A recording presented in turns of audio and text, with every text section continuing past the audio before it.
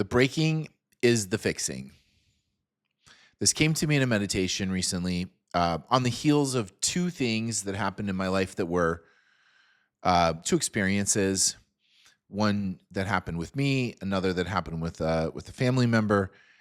And upon reflection, and then putting the breaking as the fixing into that reflection, sitting with this, I came to the realization that we may have found another inversion in this realm, quite a number of inversions. But what's this one?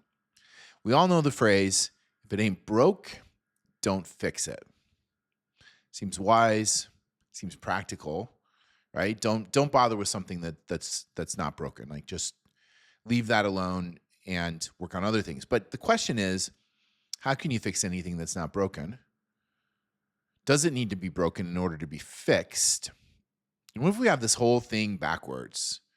What if it's the breaking that creates the opening for the fixing?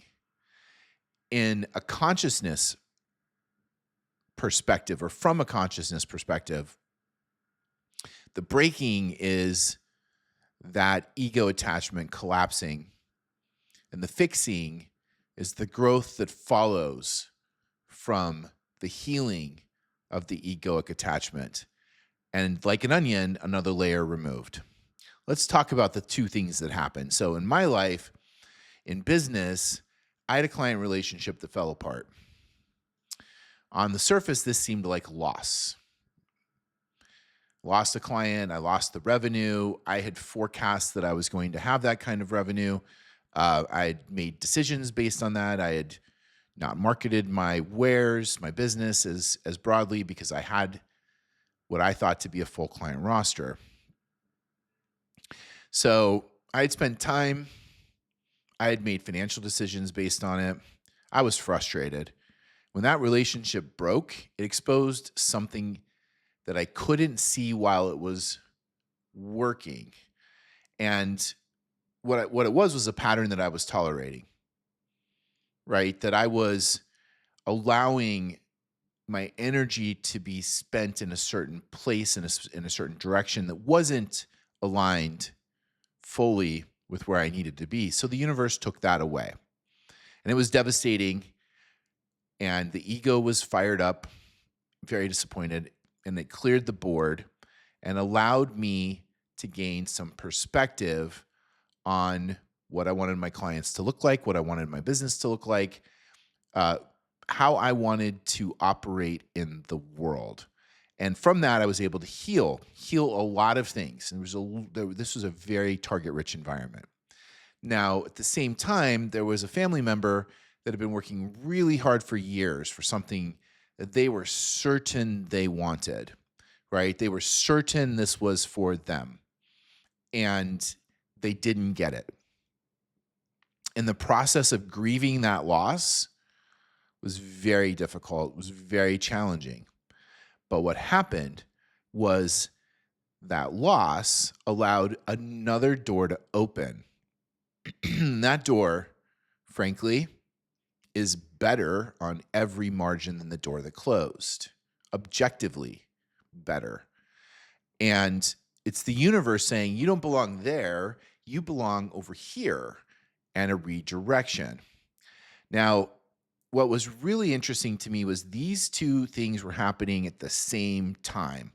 And in fact, were correlated, because my business success was tied into the way that this objective, this thing that was desired, was playing out.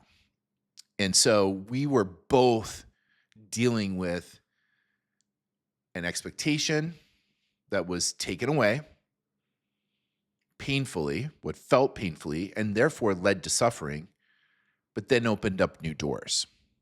This is the important part. The new doors for both of us ended up putting us in better places.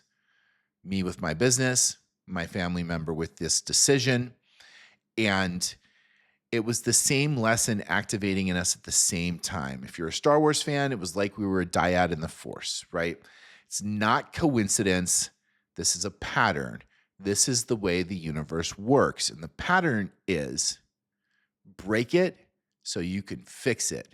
And this is how spiritual growth in any respect, frankly, is achieved. If everything's easy, we don't really grow.